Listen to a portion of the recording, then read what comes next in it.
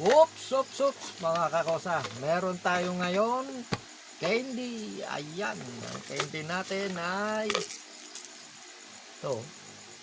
White Rabbit. Ayan mga kakosa. Oh. Isa ito sa paborito ko na candy. Noon. Hanggang ngayon din. Paborito ko to. Alam nyo ba kung bakit? Kasi noon, itong candy na to, yung balat niya, itong kulay puti, natutunaw noon. Pag ginanong ko, basta mabasa lang ng laway yan, matutunaw na yan. Pero ngayon, wala na, papel na. Oh. Hindi basta-basta natutunaw.